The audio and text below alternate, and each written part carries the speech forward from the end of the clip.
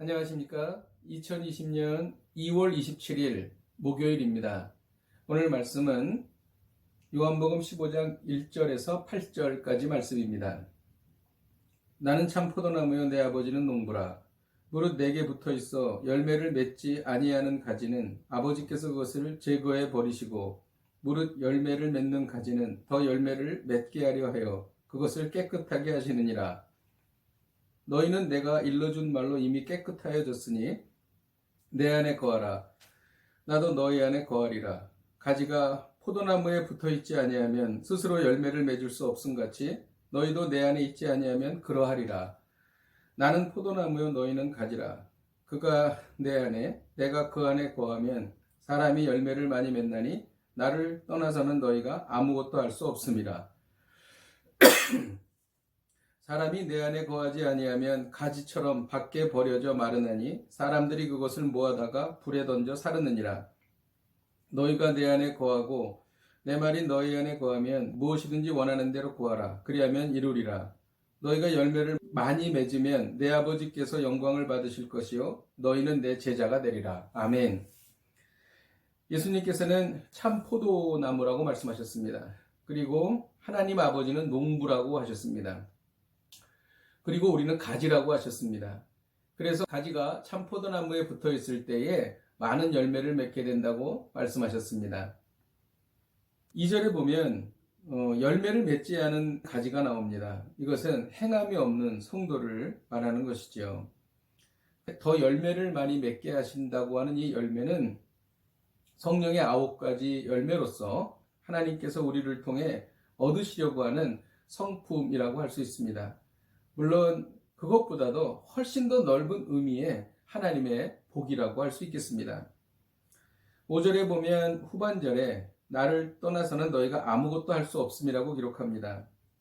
이는 의식주에 관련된 일이라기보다는 하나님의 뜻을 실천할 수 없고 또 빛과 생명, 진리와 사랑의 열매를 맺을 수 없는 상태를 의미하는 것입니다.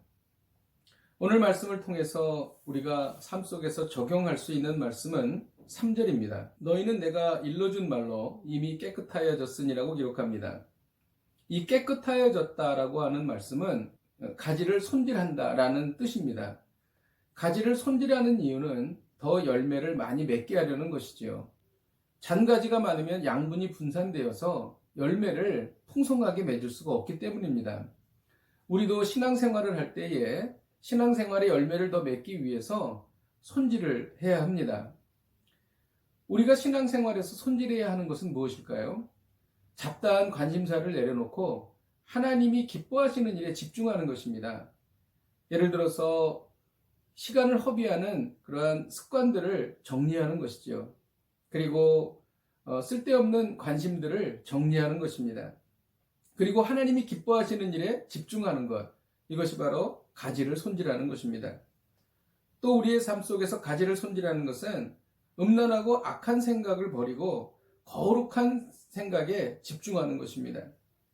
우리가 하나님 앞에서 거룩하고 선결하게 살 수 있도록 노력하고 또 그렇지 못한 부분들을 제거해 나가야 할 것입니다.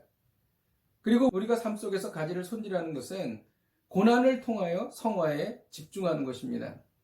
많은 어려움 속에서도 성화되지 못하는 사람들도 있습니다.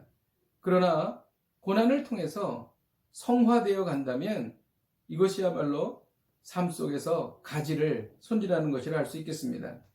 오늘 말씀을 통해서 우리는 더 많은 열매를 원한다면 당신의 삶을 손질하라 라는 말씀으로 적용해 볼 수 있겠습니다. 어떻게 손질할 수 있을까요?